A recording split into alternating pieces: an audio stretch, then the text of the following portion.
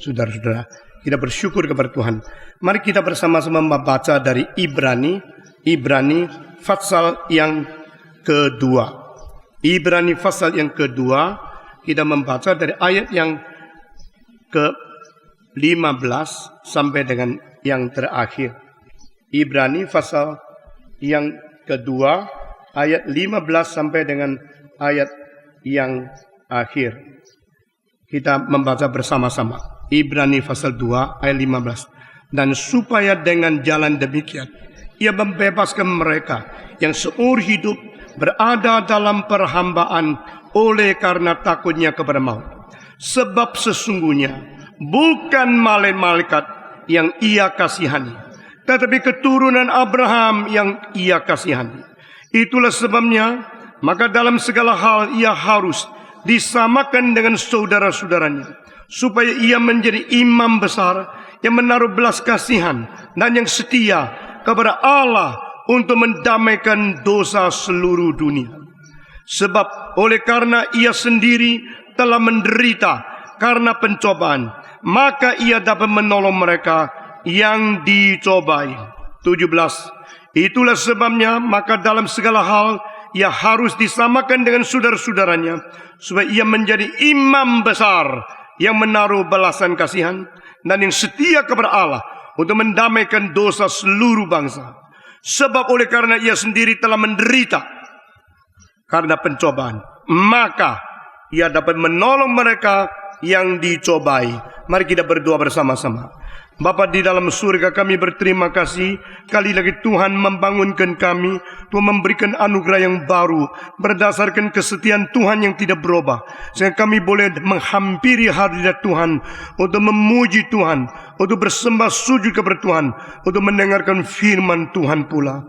Kami berdoa kiranya Roh-Mu yang kudus bekerja di dalam hati kami masing-masing, sehingga hamba-Mu yang hina ini boleh diurapi dengan kuasa dari atas dan menyampaikan sesuatu yang menjadi manfaat bagi hidup kami masing-masing. Kami bersyukur karena firman-Mu adalah firman yang hidup dan menghidupkan, firman yang tidak berubah dan memberikan pengharapan yang kekal, firman yang suci dan memberikan pembersihan di dalam hati kami. Dengar doa kami Tuhan. Kami berdoa bagi mereka yang hari ini tidak bisa hadir. Ada yang karena sakit, ada yang karena berada di tempat yang jauh, ada yang berada di dalam kesulitan, ada yang berada di dalam segala kekurangan. Kiranya Tuhan akan mengurapi dan akan memberikan kelonggaran dan pimpinan kepada mereka masing-masing. Sembuhkan mereka yang sakit Tuhan. Dalam nama Yesus Kristus kami berdoa. Amin. Saudara-saudara sekalian, kita telah berbicara tentang dia sendiri harus menjadi bertubuh dan berdarah seperti anak-anak Allah yang lain. Ini adalah satu identik, sesuatu yang mempersamakan diri berdasarkan cinta kasih luar biasa. Yang di surga rela turun ke dalam dunia, yang adalah Allah rela menjadi manusia yang tidak terbatas, sudi untuk menjadi yang terbatas seperti engkau dan saya. Apalagi engkau dan saya sudah berada di dalam dosa, maka Kristus bersalut dengan peta teladan orang berdosa. Manusia dicipta menurut Tuhan Allah. Yesus Kristus dilahirkan ke dunia menurut peta teladan manusia. Ini adalah miripnya mirip, supaya melalui tubuh yang berdaging dan darah dia boleh mati, boleh dipaku di atas kayu salib, boleh mengalirkan darah, boleh dibuang oleh Tuhan Allah, sehingga dia membawa kita kembali ke dalam kerajaan Tuhan. Saudara-saudara sekalian, dan dengan demikian dia melepaskan mereka yang diperhambakan oleh kuasa kematian, karena seumur hidup takut kepada kematian. Ini adalah apa yang kita sudah dengar yang lalu. Tetapi saudara-saudara, di dalam ayat selanjutnya langsung dikatakan satu perbandingan yang luar biasa. Dan saya percaya, saya tahu ini adalah satu-satu kalinya dalam seluruh kitab suci mengenai perbandingan semacam ini. Yaitu bagaimana dengan malaikat yang jatuh dan bagaimana dengan manusia yang jatuh. Saudara-saudara, hampir tidak ada tempat lain menyinggung sedikit pun tentang apa yang disinggung dalam ayat ini. Yaitu Allah tidak mengasihani malaikat, tapi Allah mengasihani anak-anak Abraham. Nah, hanya dua kalimat ini mengandung seluruh rahasia yang luar biasa. Saudara-saudara sekalian, Tuhan mengasihani anak manusia di dalam keadaan yang disebut sebagai anak-anak Abraham. Apa artinya? Tuhan tidak mengasihani malaikat. Apa artinya? Tidak ada penjelasan lebih lanjut di dalam ayat ini. Tapi ayat ini telah memberikan kepada kita sesuatu pengertian tidak bisa tidak tentang keselamatan hanya disodorkan kepada manusia. Keselamatan, pengampunan dosa, korban damai dan korban untuk dosa hanya berlaku untuk menyelamatkan manusia, bukan untuk malaikat. Saudara-saudara, apakah sebabnya? Dan mengapa ini penting bagi kita? Saudara-saudara, di sini kembali memberikan sesuatu isyarat yang penting, yaitu Allah adalah Allah yang berdaulat. Our God is God of sovereignty. Dia mempunyai kemutlakan kedaulatan yang tidak boleh diganggu-gugat oleh siapa. Jikalau malaikat berbuat dosa, tidak ada kemungkinan diselamatkan. Manusia berdosa, ada kemungkinan diselamatkan. Ini merupakan kedaulatan Allah yang tidak bisa diganggu-gugat. Saudara-saudara, seluruh kitab suci tema yang paling penting adalah bagaimana orang berada di dalam dosa dan bagaimana Allah menyelamatkan kita untuk kembali kepada Dia dan bersatu dengan Dia. Bagaimana dengan malaikat? Bagaimana dengan malaikat kalau dia berbuat dosa? Bagaimana dengan malaikat yang jatuh di dalam dosa? Apakah Yesus juga mati bagi mereka? Apakah keselamatan juga berlaku bagi mereka? Apakah darah Yesus juga mengampuni dan membersihkan dosa mereka? Jawaban di sini, tidak. Karena Allah hanya mengasihi keturunan Abraham, tapi tidak mengasihi akan malaikat. Istilah kasihi, kasihan, mengasihi, memberikan kasihan. Istilah ini di bahasa Greka tidak langsung ditujukan kepada keselamatan, tapi sesuatu penolongan yang melepaskan keluar. Artinya melepaskan keluar dengan pertolongan, sehingga kita tidak lagi berada di dalam situasi dilema dan kesulitan yang krisis itu. Dilepas, dicabut, dikeluarkan dengan pertolongan dari atas. Itu artinya. Maka kalau digabungkan dengan ayat sebelumnya, ini langsung berarti keselamatan. Karena Yesus datang dengan berdaging dan berdarah adalah menyelamatkan kita dari dosa dan melepaskan kita keluar dari berkuasa kematian. Demikian di dalam Roma pasal 8 dikatakan, maka Roh yang memberi hidup telah melepaskan kita daripada hukum dosa dan hukum maut. The law of sin and the law of death. Dengan demikian kematian Yesus Kristus adalah mencabut keluar, melepaskan kita lepas daripada kuasa dosa dan kuasa maut. Kasihan semacam ini adalah kasihan terbesar, sehingga manusia tidak perlu hidup di dalam binasa, tidak perlu bercerai dengan Tuhan Allah di kekekalan, tidak perlu dilempar di dalam neraka, tidak perlu selama-lamanya menjadi musuh Tuhan Allah.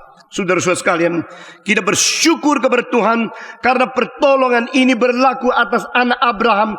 Itu berarti bukan semua manusia yang akhirnya diselamatkan, bukan semua manusia yang akhirnya menerima jasa dari berkorban dosa yang sudah menjadi sesuatu penderitaan yang dialami oleh Yesus Kristus. Maka siapakah? Siapakah yang menolong pertolongan ini? Siapa yang mendapatkan akibat dan satu kuasa daripada keselamatan Yesus Kristus? Yaitu mereka adalah anak-anak Abraham. Apa artinya?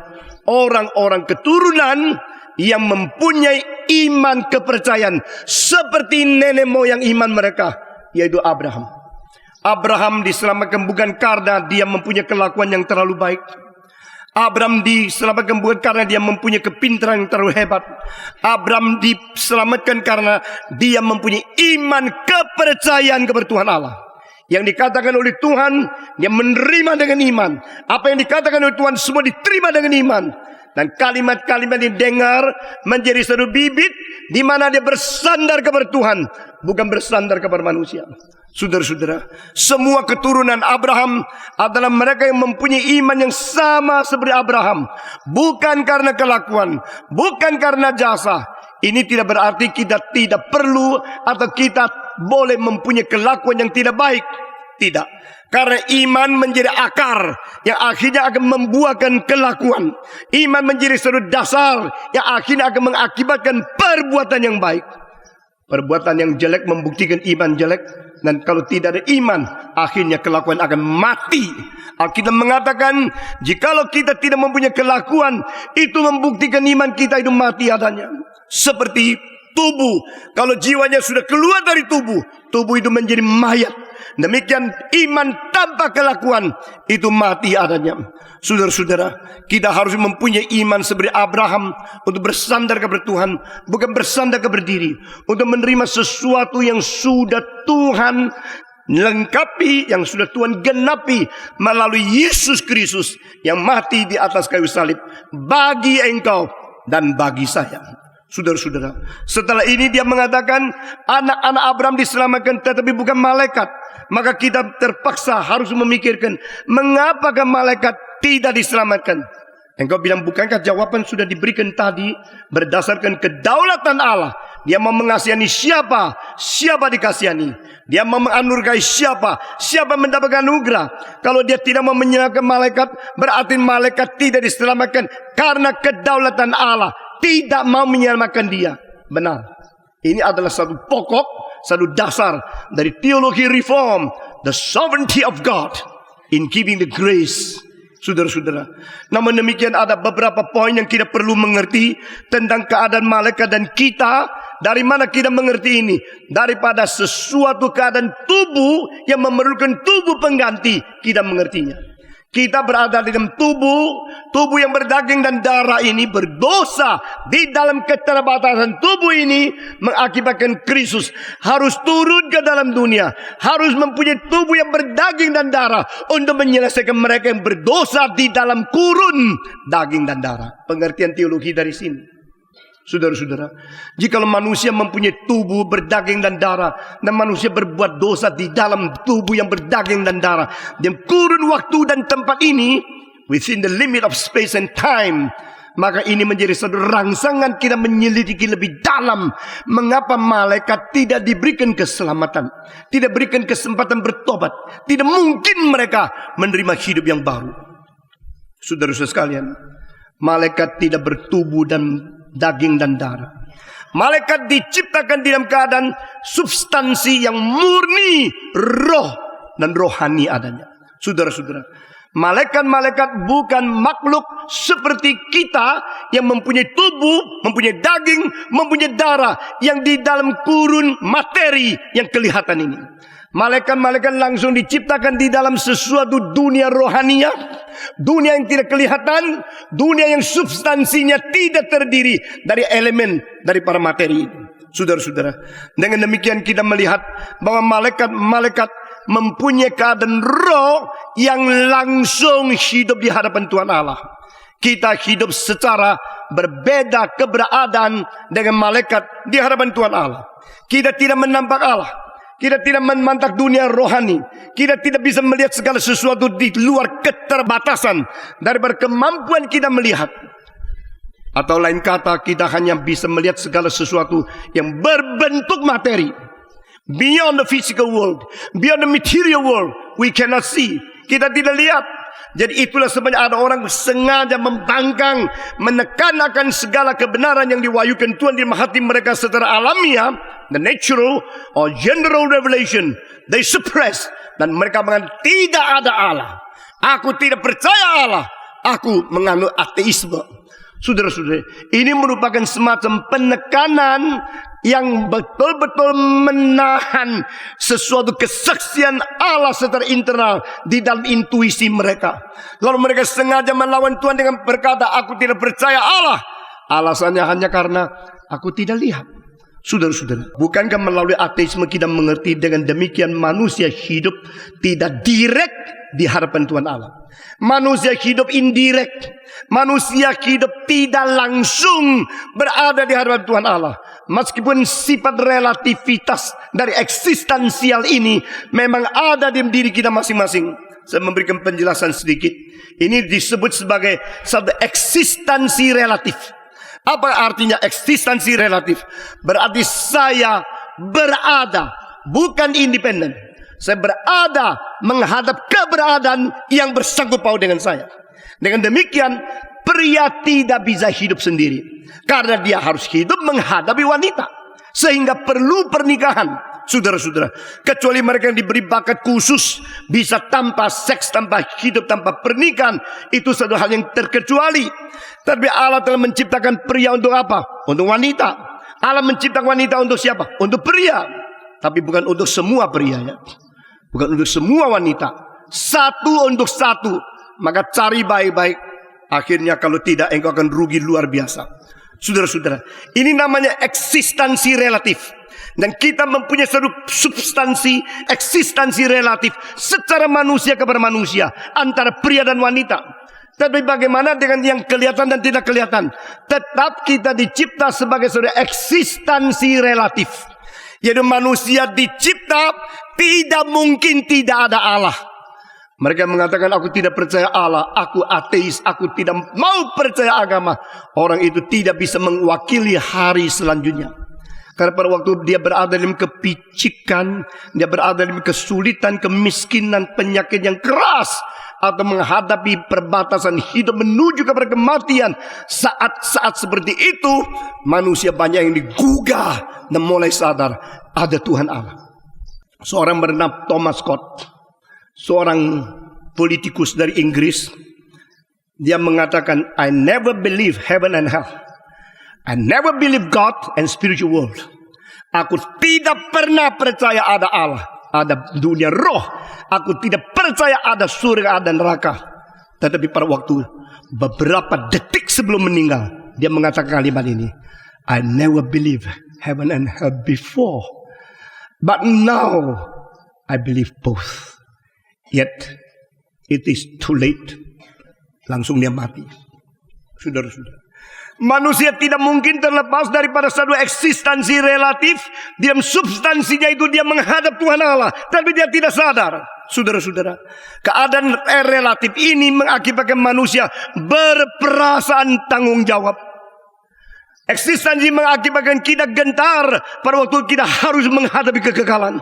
Karena kita mengetahui sedalam-dalamnya di dalam diri hati kita ada satu kesaksian intuitif bahwa hidup tidak terbatas dengan kematian tubuh. Kita berdaging dan darah, tapi pada saat kita menghadapi kematian, kita mengetahui kematian bukan terbatas, bukan membataskan saya. Eksistensi akan menerobos ke sana. Dan pada waktu itu baru engkau sadar, aku memerlukan Tuhan. Mungkin sudah ada tidak kesempatan. Saudara-saudara, keadaan tubuh yang berdaging dan berdarah inilah menjadi sesuatu salah satu kurun di mana Tuhan menyatakan anugerah. Dan ini satu-satunya kurun di mana Tuhan memberikan keselamatan kepada manusia. Jikalau manusia tidak mempunyai tubuh, tidak mempunyai daging dan berdarah, maka manusia seperti malaikat berada langsung di hadapan Tuhan Allah, langsung melihat dia, langsung eksistensi relatifnya direct dengan dia. Saudara-saudara, maka manusia pun tidak ada kemungkinan menerima keselamatan. Ini adalah pengertian yang bisa kita terima dari seluruh kitab suci membandingkan malaikat dan manusia. Saudara-saudara, kedua, pada waktu malaikat berbuat dosa, berlainan dengan manusia berbuat dosa.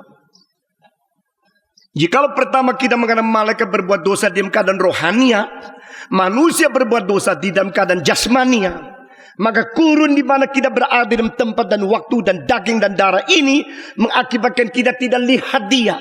Sehingga kita berbuat dosa itu bukan langsung kepada Tuhan, tapi indirect. Saudara-saudara, maka kedua kita memikirkan bahwa setan langsung berdosa kepada Tuhan Allah. Manusia berada di daging dan darah, bukan langsung berbuat dosa kepada Allah. Itulah sebabnya manusia berbeda dengan malaikat waktu diberikan kesempatan dan kemungkinan menerima keselamatan. Saudara-saudara, kita melihat lagi satu poin yang penting. Malaikat-malaikat berdosa tanpa ada pencobaan. Pada waktu malaikat pertama berbuat dosa melawan Tuhan Allah, tidak ada mencobai dia. Tapi manusia waktu Adam dan Hawa berbuat dosa, dicobai oleh siapa? Oleh iblis, bukan? Nah saudara-saudara, di sini kita melihat waktu malaikat berbuat dosa, dia langsung melawan, langsung berontak kepada Tuhan Allah. Tapi pada waktu manusia berdosa, dicobai oleh ular itu. Apakah benar Tuhan berkata tidak boleh makan? Apakah benar Tuhan mengatakan tidak boleh menjamahnya? Jika engkau menjamah hari itu engkau mati. Tidak tentu. Justru terbalik. Waktu engkau makan, matamu akan menjadi terang, akan terbuka. Coba makan saja. Mengapa engkau begitu takut kepada Tuhan Allah? Saudara-saudara sekalian, maka Hawa dan Adam dicobai oleh setan. Waktu Adam dan Hawa dicobai setan berarti berdosa di dalam berkait dengan pencobaan yang menggoda dia untuk melawan Tuhan Allah, untuk melawan perintah, melawan akan segala perkataan yang dikatakan oleh Tuhan Allah. Di situ Adam dan Hawa jatuh. Tapi kalau kita tanya, apakah setan berdosa juga dicobai?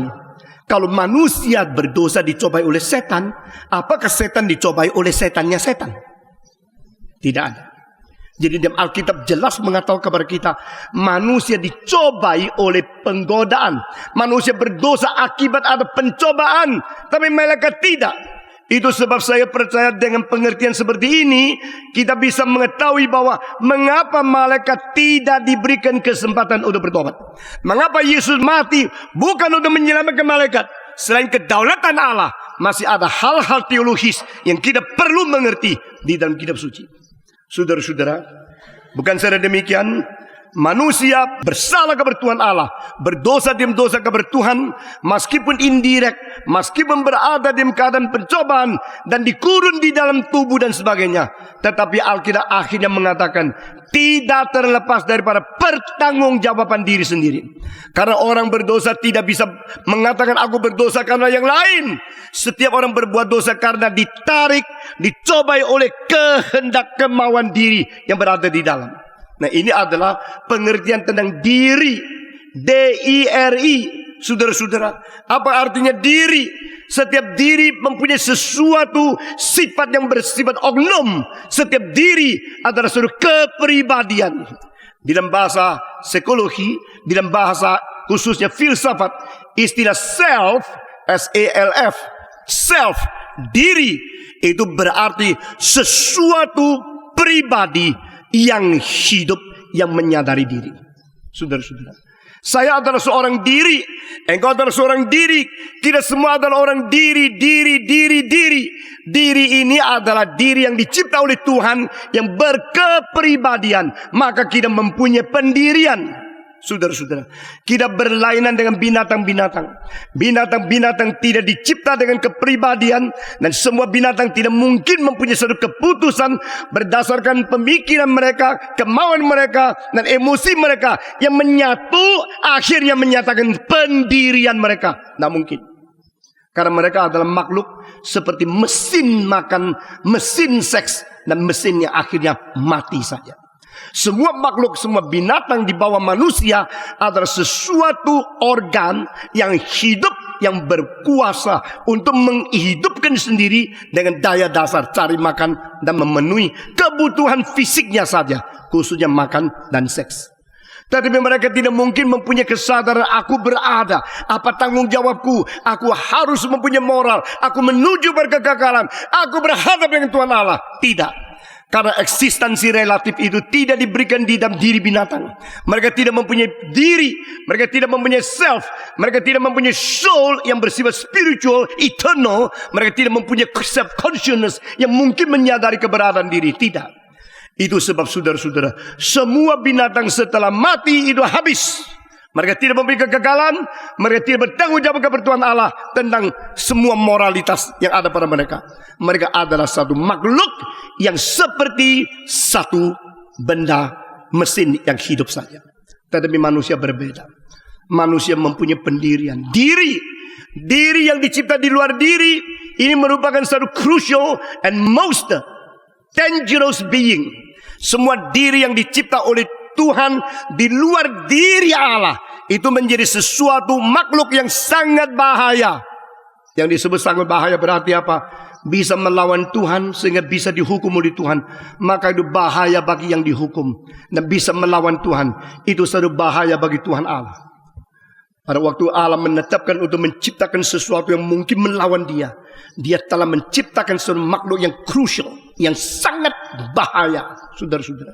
Nah, ini adalah satu hal yang menjadi satu permulaan pengertian apa artinya dosa, nah apa artinya perlu keselamatan, nah apa artinya permusuhan dan perdamaian dengan Tuhan Allah. Saudara-saudara, umpama kau membuat satu mesin, yang mesin itu akhirnya bisa jalan sendiri, bisa melawan engkau. Itulah mesin yang sangat bahaya bagi kamu. Demikian Allah menciptakan manusia dengan ada diri di dalamnya. Dan diri ini bisa melawan dirinya Allah. Diri ini bisa menetapkan pendirian sendiri. Diri ini bisa menjadi musuh Allah. Nah, kita mengatakan, kita sudah menjadi setru Allah. Memang kita diciptakan dalam keadaan krusial, dalam keadaan yang sangat krisis, dalam keadaan yang sangat bahaya. Bahaya untuk kita karena perlawanan dengan Tuhan Allah, yaitu dosa yang mengakibatkan kebinasan adalah mematikan kita sendiri. Terbahaya bagi Tuhan Allah, dia adalah Allah yang berdaulat. Karena mencipta manusia mempunyai diri, akhirnya dia bisa dilawan, difitnah, diejek, dianti, tidak dipercaya oleh manusia. Tetapi Allah rela. Allah rela menciptakan diri di luar diri. Dan diri di luar diri bagaimana penyelesaiannya? Penyelesaiannya adalah kalau engkau tetap memegang dirimu, berada pada dirimu, engkau adalah orang berdosa. Tapi engkau kalau menyangkal diri, engkau kembali kepada Tuhan, engkau menjadi orang diselamatkan dan dibenarkan. Nah, saudara-saudara, inilah satu ketajaman pengertian hanya berada di dalam kitab suci orang Kristen, tidak ada di agama lain. Saudara-saudara, pengertian diri sebagai sumber dosa menjadi lebih memberikan kepada kita keakuratan pengertian tentang apa itu dosa. Jika engkau mengatakan saya digoda maka saya berdosa, karena teman saya tidak baik, saya tidak baik. Banyak ibu bapak mengatakan kepada saya, anak saya itu lucu loh, waktu lahir itu lucu loh, sekarang jadi jahat sekali. Kenapa?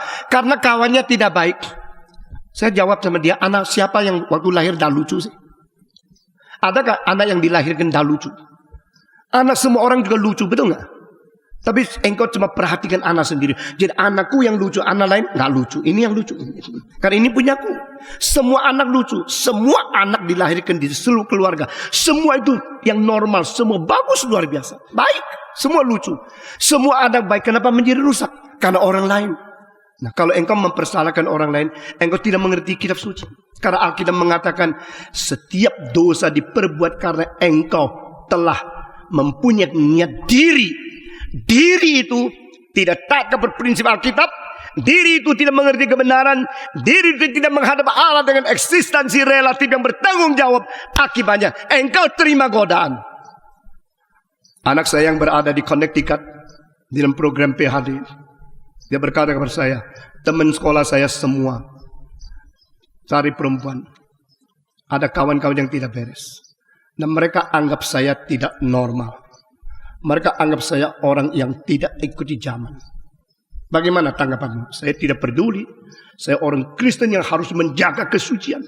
Saudara-saudara, jika engkau berada di lingkungan ini berzina, itu berzina, semua premarital sex sudah dilakukan di sekitar semua dormitory, engkau bisa jaga kesucian tidak?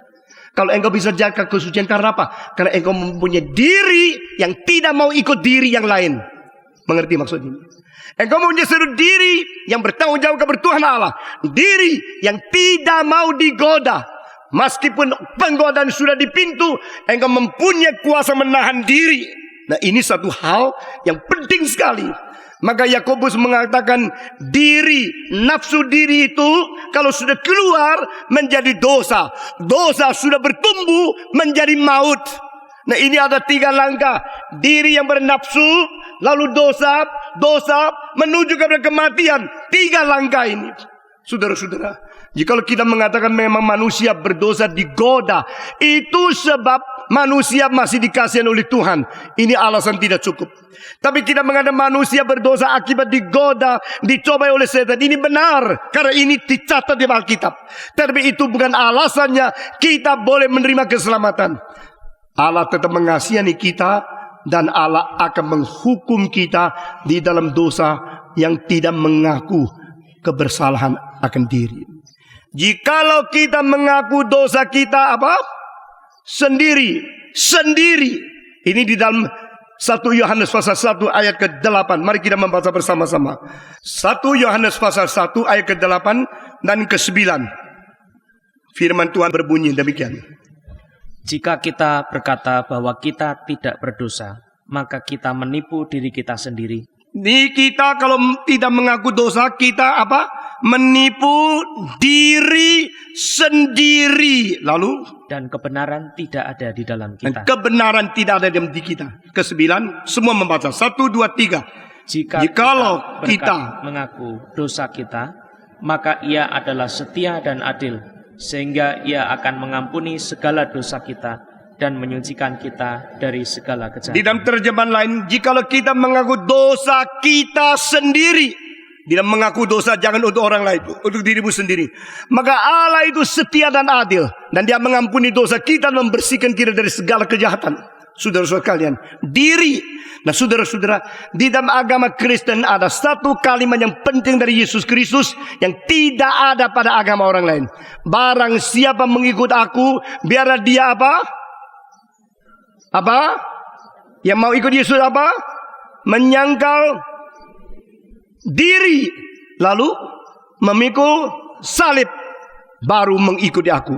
Barang siapa tidak menyangkal diri, barang siapa tidak memikul salib, dia tidak layak mengikuti aku. Nah ini menjadi satu inti yang paling dasar dari kekristenan, yang begitu berbeda secara kualitatif dengan semua agama yang lain. Saudara-saudara, mengerti tentang diri ini adalah satu unsur dasar di mana dosa diperbuat, di mana kita melawan Tuhan karena ada diri. Diri di luarnya diri Allah, diri di luarnya diri Sang Pencipta. Diri di luar Allah berarti diri di luar kebenaran, karena Allah itu kebenaran. Allah itu kebenaran. Barang siapa berada diri di luar dirinya Allah, berarti diri di luarnya diri kebenaran. Allah itu kesucian, Allah itu kebajikan. Allah itu adalah Allah yang adil, Allah yang tidak bersalah. Barang siapa di luarnya diri Allah, dia berada di luar yang tidak bersalah, dia berada di luar yang adil, dia di luar yang suci, dia di luar yang kasih, dia di luar yang bajik. Maka diri di luar diri Allah adalah diri yang berdosa. Saudara-saudara, maka kita berdosa di dalam nafsu diri. Nafsu diri mengakibatkan dosa, dosa mengakibatkan kematian. Ini 3 langkah: nafsu diri, dosa, kematian. Semua nafsu diri, dosa, dan kematian. Itu sebab saudara-saudara, jangan kita katakan karena saya dicobai, saya tidak bisa apa-apa, saya hanya bisa berdosa. Karena ada pencobaan. Tidak, dirimu mempunyai kesanggupan, kemungkinan untuk bertahan dan berperang dengan dosa. Diri itu penting sekali, saudara-saudara. Sama dengan apa yang saya katakan tadi. Seorang yang sudah mendapat PhD dan sudah mengajar di luar negeri, waktu dia masih belajar di Belgia, dia diberikan pil anti hamil karena dia wanita. Dia tolak, tidak bisa tolak. Ini menurut peraturan dari kerajaan Belgia. Dia bilang, saya tolak. Kenapa? Karena saya tidak mungkin hamil, saya tidak mungkin menyeleweng. Kenapa? Karena di dalam hati saya betul-betul ada Tuhan, sehingga saya tidak mungkin. Apa obatmu? Obatku adalah Yesus dan keselamatannya. Saudara-saudara, perempuan seperti itu, gurunya geleng kepala. Zaman ini masih ada orang sampai program doktoral, belum ada pengalaman seks. Bukan saya tidak bisa, bukan saya tidak mau, tapi saya di dalam hati saya takut kepada Tuhan, sehingga saya bisa menahan diri. Saudara-saudara, ini diri yang mempunyai pendirian sesuai dengan pendirian Allah. Itu namanya menyangkal diri. Waktu saya masih kecil, saya tanya guru saya, menyangkal diri atau terjemahan lain membuang diri. Buang kemana? Diriku mau dibuang kemana? Ke sampah? Apakah Tuhan mau saya menjauhkan diri, membuang diri ke sampah? Guru sekolah minggu saya mengatakan, saya juga tidak ngerti. Nah, saya bilang, ini guru tidak ngerti, mana saya ngerti. Guru sekolah minggu sendiri tidak tahu apa artinya menyangkal diri. Saya pikir-pikir, menyangkal kemana? Diriku yang dicipta oleh Tuhan dengan peta teladan Allah yang begitu berharga, masa dibuang, masa disangkal. Akhirnya saya mengerti yang disebut sangkal diri, yaitu memasukkan diri kita ke dalam diri Allah, mentaklukkan diri kita ke bawah diri Allah. Karena kehendaknya, rencananya, segala kedaulatan yang lebih tinggi dari saya, maka saya rela menaklukkan diriku ke dalam diri Allah. Ini namanya menyangkal diri. Saudara-saudara, Dan contoh yang terbaik dalam seluruh sejarah adalah Yesus yang berada di Getsemani.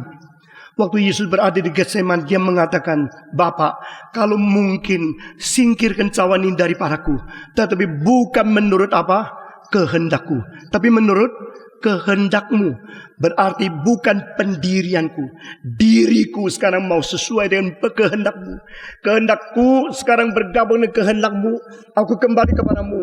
Bukan kehendakku, tapi kehendakmu yang terjadi. Thy will be done.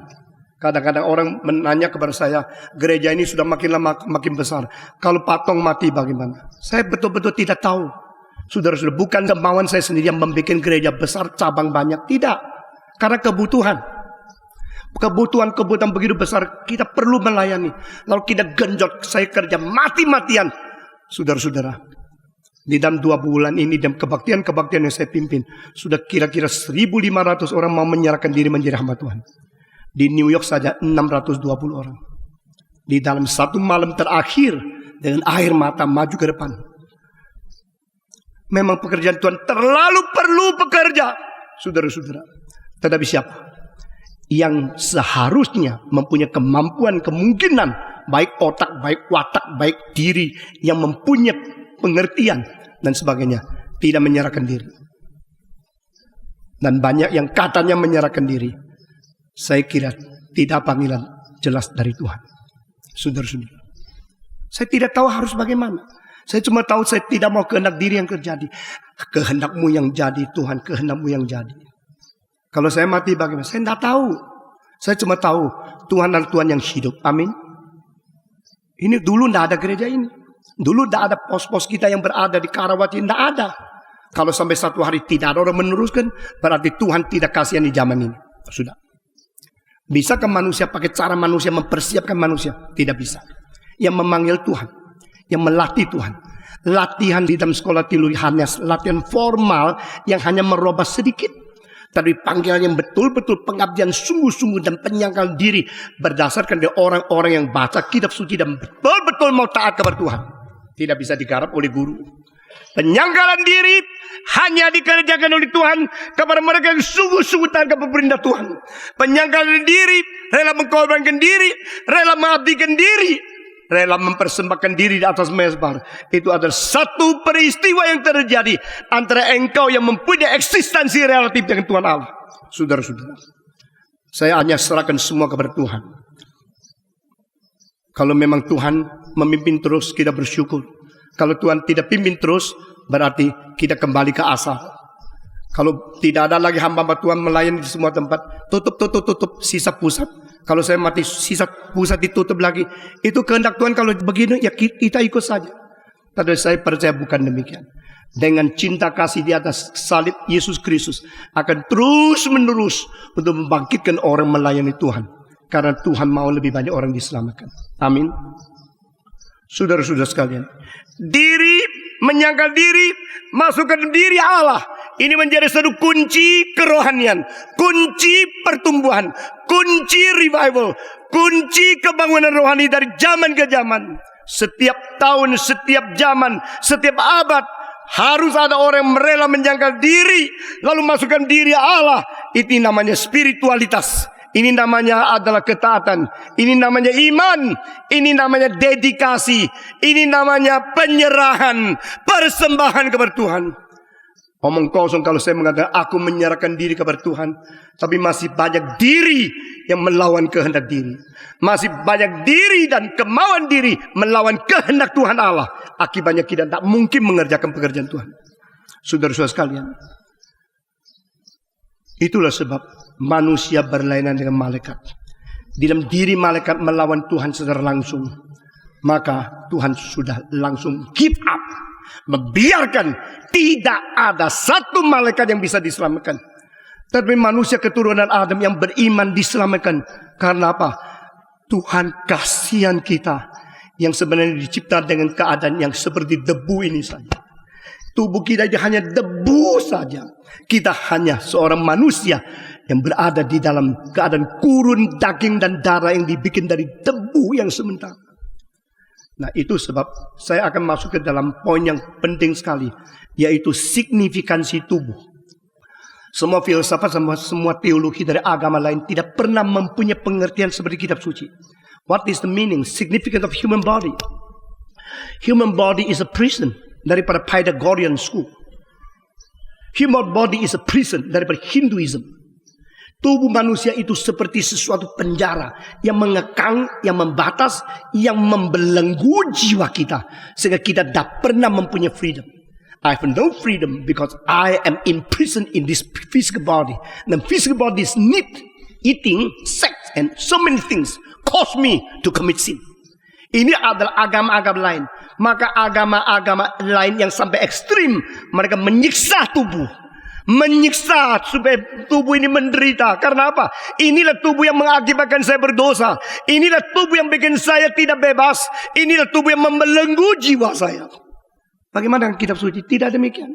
Kitab suci adalah satu-satunya agama yang mengatakan tubuhmu itu adalah tempat perdiaman Roh Kudus. Tubuhmu itu adalah tempat perdiaman Tuhan Allah. Tubuhmu itu adalah pembentukan daripada bait Allah secara spiritual. Our body is the temple of God. Our body is the dwelling place of Holy Spirit. Ini adalah istana rohani. Ini adalah tempat Tuhan Allah berdiam di dalamnya. Maka tidak ada agama yang memandang tubuh manusia setinggi seperti apa yang diwahyukan di dalam kitab suci. Saudara-saudara, sekarang saya mau tanya, engkau mempunyai tubuh, engkau rasa disiksa atau engkau rasa bangga? Dua-dua bisa dijawab dari dua ekstrim. Saudara-saudara, saya rasa siksa, tubuh ini siksa. Orang yang keterlaluan menuntut akan kesucian, kadang-kadang dia jatuh ke dalam benci kepada badannya sendiri. Justru karena badan ini bikin saya tidak bisa suci, akhirnya dia membenci badan. Juga ada orang yang ekstrim lainnya, karena ada badan ini, maka dia melampiaskan nafsu seenak mungkin, mumpung masih muda. Masih bisa berdangsa, masih bisa berseks, masih bisa berzina, masih bisa main perempuan sebisa mungkin. Memperalat tubuhnya untuk main-main, untuk menyenangkan hawa nafsu di dalam. Orang Kristen tidak demikian. Orang Kristen harus mempunyai tanggapan betul-betul wawasan yang benar dan mempunyai pengertian yang akurat tentang apa ini fungsi tubuh dan apa signifikansi tubuh ini. Tubuh ini sangat penting. Bahkan pada waktu Yesus Kristus datang ke dalam dunia, waktu dia bertubuh, dia menyatakan sesuatu ucapan syukur. Istilah ini dia muncul, tapi seluruhnya mengandung ini. Oh, aku sudah datang. Engkau sudah menyediakan tubuh bagiku. You have prepared a body for me. Waktu Yesus ke dalam dunia, dia begitu menghargai tubuh. Karena Allah Bapa menyediakan satu tubuh. Meskipun tubuh itu ada tubuh daripada peta teladan orang sudah berdosa. Yesus yang tidak berdosa berada di dalam tubuh seperti orang berdosa. Dia berkata, Bapa, aku telah datang. Engkau telah mempersiapkan tubuh bagiku. Untuk apa? Untuk hidup seks? Melampiaskan nafsu? Tidak. Yesus tidak menikah. Yesus dari dia lahir sampai dia mati di kayu salib suci mutlak, saudara-saudara. Lalu Yesus mempunyai tubuh untuk apa? Untuk menjalankan kehendak Allah. Jadi inilah rahasia manusia. If you know the secret of possessing one body in order to fulfill and to accomplish the will of God in yourself, you should give thanks to God. Saya bersyukur kepada Tuhan. Jikalau hari ini saya datang sini berkhotbah, tubuh saya tidak datang, cuma roh saya datang, bagaimana? Saudara-saudara, saya berkata kepada saudara, karena tubuh Stephen Tong lagi sakit, jadi dia berbaring di tempat tidur, roh yang datang khotbah. Kalau saya tubuh tidak datang, roh datang, aku datang, kamu lari. Pasti. Tapi aku mempunyai tubuh ini penting. Ada tubuh ini saya masih bisa berkhotbah, masih bisa pergi ke sini ke sana dengan menampilkan diri di sini sana. Saya membawa firman, orang lain mendapatkan berkat. Saudara-saudara, jadi you mesti bersyukur kepada Tuhan ada tubuh ini, bukan membenci, bukan menyiksa, bukan menderita, tetapi biar tubuh ini mempunyai sesuatu kewajaran, mempunyai sesuatu pengertian sesungguhnya bagaimana saya menghadapi. Yesus mengajar kita dengan kalimat ini.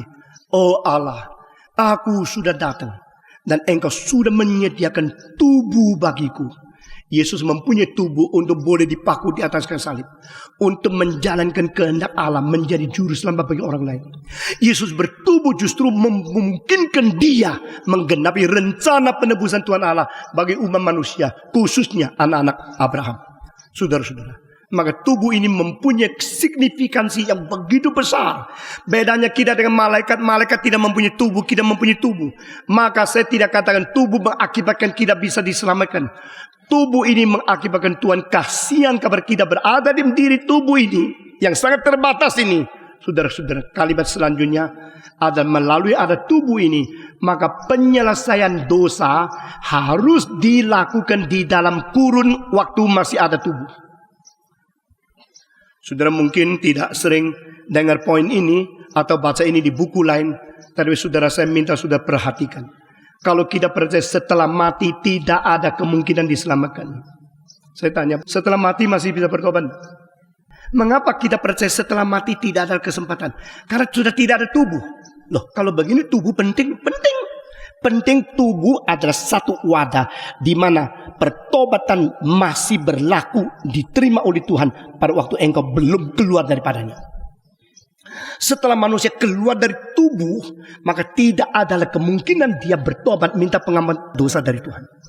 Itu saudara-saudara, kalimat yang menggabungkan adalah dosa diperbuat di dalam tubuh. Dosa harus diselesaikan di dalam tubuh masih berada. Saudara-saudara, setelah tubuh tidak ada, engkau tidak mungkin lagi. Karena apa? Tubuh berada di dalam kurun kesementaraan. Roh berada dalam kurun kekekalan. Malaikat-malaikat berada di dalam kurun kekekalan. Berdosa, langsung dosanya itu adalah status kekekalan. Manusia berbuat dosa di dalam tubuh kurun sementara. Maka dosa yang kita perbuat di dalam tubuh ini disebut sebagai dosa masih sementara, belum dikonfirmasikan nasibnya.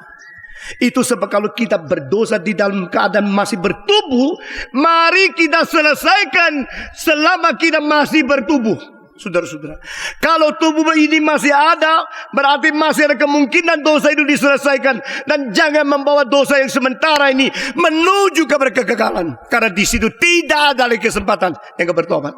Saya kira ini sudah lebih jelas. Seorang namanya Dr. Eddie datang ke Nanjing berkhotbah kebangunan rohani, karena dia orang terkenal di Amerika. Maka Sun Yat-sen dengan menteri-menteri beberapa diajak. Sun Yat-sen seorang Kristen, ayo mari kita ikut kebangunan rohani itu. Waktu dia mengajak mereka oke, karena sungkan sama bos. Saudara, banyak orang pertama-tama sungkan sama bos, akhirnya baru tahu kan bos yang asli di situ. Saudara, mereka datang duduk di situ. Waktu selesai kebaktian selesai, Dr. Eddie mengatakan yang mau menerima Tuhan Yesus maju ke depan. Nah, dua menteri di kanan kirinya Sun Yat-sen ini semua bukan Kristen. Maksudnya semua, maukah? Silakan maju ke depan. Engkau mau tidak? Dua bilang tidak. Jangan tunda.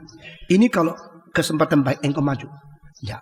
Lalu seorang mengatakan, Dr. Sun, saya menerima Tuhan mungkin berapa hari kemudian. Hari ini tidak bisa. Hari ini saya belum serak. Dr. Sun berkata kepada dia, jangan menunda. Kalau anugerah Tuhan sudah datang kepadamu, jangan menunda. Dia berterima kasih. Saya malam ini pikir baik-baik.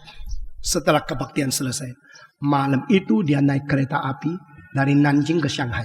Saudara-saudara, Nanjing ke Shanghai itu tidak terlalu jauh. Ada kereta api paginya sudah di Shanghai. Itu tahun kira-kira 20-an. 20 lebih. Waktu kereta api berjalan dari Nanjing pergi ke Shanghai, apa terjadi? Ada bom yang meledak di dalam kereta api itu. Persis gerbong di mana menteri itu berada. Bang! Sesudah meledak. Dia mati. Dagingnya, kepalanya semua terpecah belah di mana-mana. Kabar kembali kepada Nanjing. Pemerintah Kuomintang pada tahun itu kehilangan seorang menteri yang malam itu dengar khotbah tidak bertobat, tetapi dia menuju ke Shanghai, tetapi Tuhan tidak kasih kesempatan lagi. Karena apa? Di dalam masa bertubuh sudah lewat. Saudara-saudara, itu sebab banyak orang menunggu, menerima Tuhan, dia tunda, tolak sampai kapan? Sampai hari terakhir sebelum masuk kuburan, sebelum dia tutup mata menerima Tuhan. meskipun terlambat, paling sedikit masih berada di dalam masa dia masih bertubuh. Saudara-saudara. Jadi tubuh ini tidak boleh kita hina. Bukan tidak penting. Ada sesuatu signifikansi yang tertentu yang tidak ada pada dunia roh. Itu sebab saya sering berpikir mengapa Tuhan tidak menyelamatkan malaikat dan Tuhan menyelamatkan manusia. Kalau menyelamatkan manusia, kapan menyelamatkan? Menyelamatkan dengan cara apa? Menyelamatkan dengan daging dipaku untuk menebus daging yang berdosa. Yesus Kristus berdaging dan darah, dengan tubuh dia dipaku untuk menyelamatkan mereka yang berdaging dan berdarah, yang berada di masa tubuh, dan setelah itu tidak ada lagi. Saudara-saudara, maka masa kita masih hidup di dunia berpuluh-puluh tahun ini, biar kita menjadi orang bertanggung jawab, orang yang hidup dalam tubuh di mana engkau belum diselamatkan, cepat-cepat menerima Tuhan Yesus sebagai juru selamat. Engkau yang sudah diselamatkan, cepat-cepat memuliakan Tuhan dengan tubuhmu yang memancarkan kemuliaan dan keindahan dari Tuhan Allah. Saudara-saudara, my body is the means for me to manifest the glory and the beauty of my God, my Master and my Savior. Melalui tubuh ini. Berdagang baik-baiklah. Studi baik-baiklah. Bermoral baik-baiklah. Karena hidupmu selama bertubuh adalah hidup engkau bersaksi. Dan apa yang kau tanam, apa yang kau invest, apa yang kau kerjakan selama tubuh masih berada ini dengan baik menurut kehendak Allah, akan dituai di dalam kekekalan, saudara-saudara. Akan dinyatakan dalam kekekalan dengan puji-pujian dan dengan juga kemuliaan dari Tuhan serta pahala surga yang selama-lamanya. Puji Tuhan. Maka kita hidup baik-baik di dunia ini. Saudara-saudara, setelah selesai ayat ini, maka disambung dengan dua ayat terakhir. Di sini katakan sebab ia yang menguduskan. Pasal kedua, ayat kedua terakhir.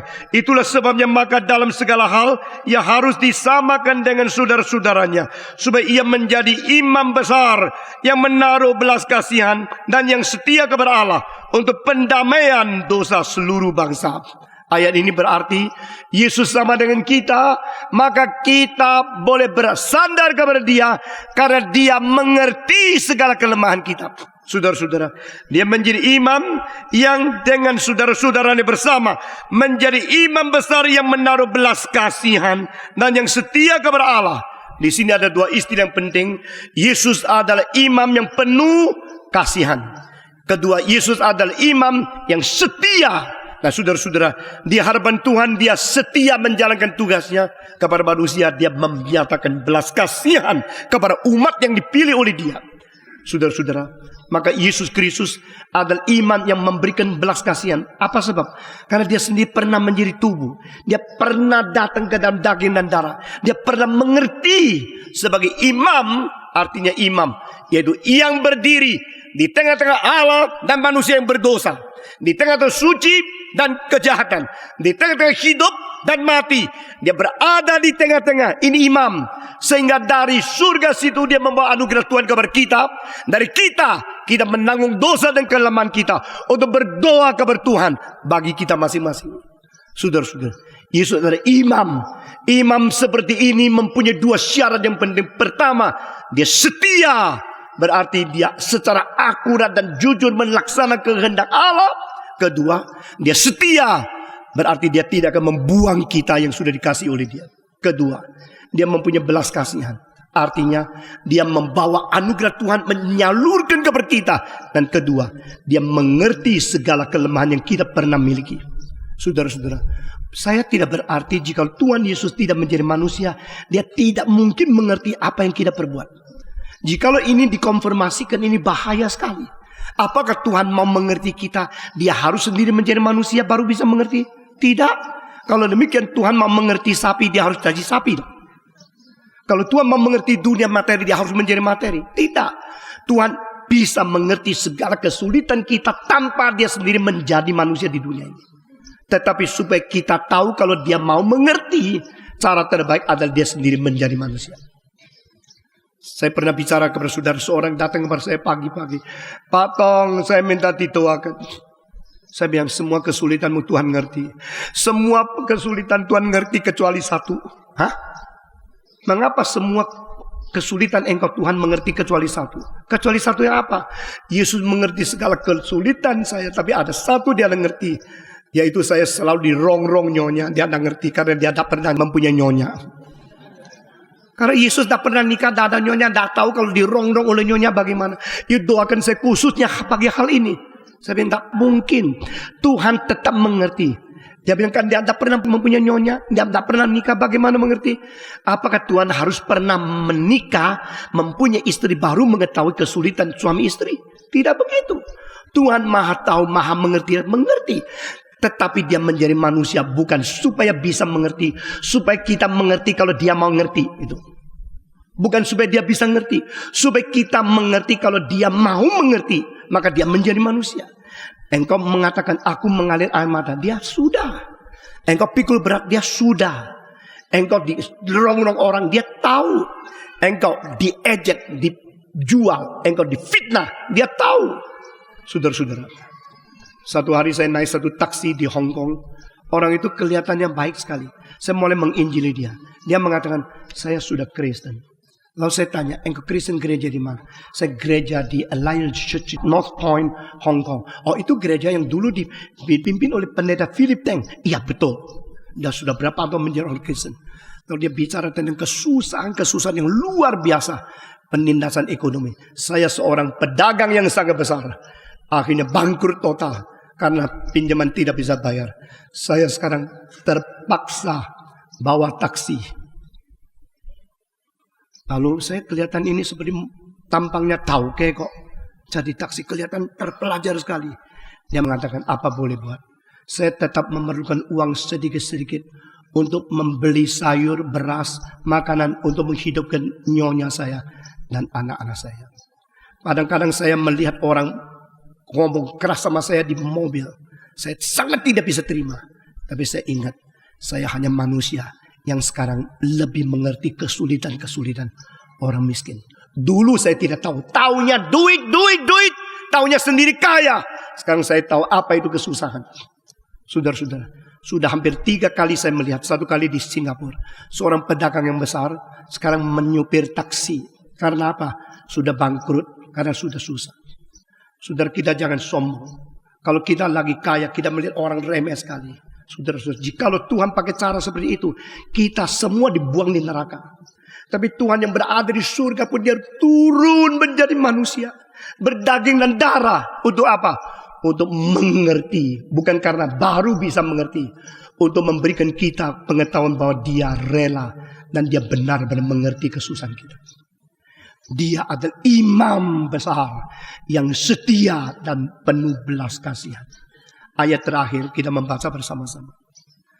Pasal 2 ayat 18. Sebab oleh karena ia sendiri telah menderita karena percobaan, maka ia dapat menolong mereka yang dicobai. Manusia jatuh di pencobaan? Iya. Manusia sebab sulit dicobai? Iya. Yesus bisa menolong kita? Bisa. Yesus mengerti kita? Iya. Mengapa? Karena dia sendiri juga dicobai. Maka dia bisa menolong kita yang dicobai. Puji Tuhan. Inilah cinta kasih Tuhan yang luar biasa bagi kita yang sementara berada dalam keadaan tubuh yang sangat memerlukan kasihan, pertolongan, keselamatan dan juga pimpinan Tuhan. Mari kita berdiri bersama-sama. Kita bersyukur kepada Tuhan. Mari kita buka suara berdoa. Semua bersyukur kepada Tuhan. Kalau Tuhan mau kita menyangkal diri.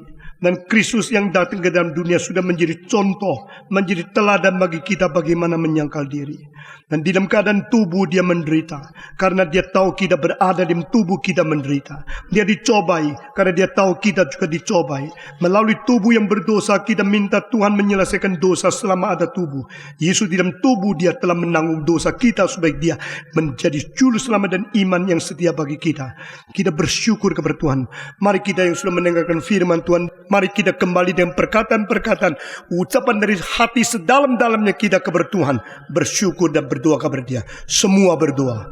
Bapa di dalam surga, kami berterima kasih karena Engkau tidak menolong malaikat, tapi Engkau menolong kami, anak-anak Adam yang bertubuh, berdaging dan berdarah. Kami yang berada di dunia yang penuh dengan dosa. Kami yang dicobai oleh semua segala sesuatu dari akal daripada iblis. Dan Tuhan memberikan kepada kami sesuatu diri yang harus kami sangkal dan kami kembali kepada Tuhan. Kini Tuhan memberikan kekuatan kepada kami, menolong kami, lepaskan kami keluar daripada segala kejahatan dan belenggu-belenggu dosa. Dengar doa kami ya Tuhan. Kami serahkan diri kami ke dalam tangan Tuhan. Pimpin kami. Kami bersyukur karena Engkau adalah Tuhan yang mengetahui kelemahan kami. Tuhan yang mengetahui kesusahan kami. Tuhan yang tidak membuang kami. Kami berterima kasih. Engkau adalah Imam yang penuh belas kasihan. Terimalah kami, berkati kami. Dalam nama Yesus Kristus, penebus dan juru selamat kami yang hidup, kami sudah berdoa. Amin.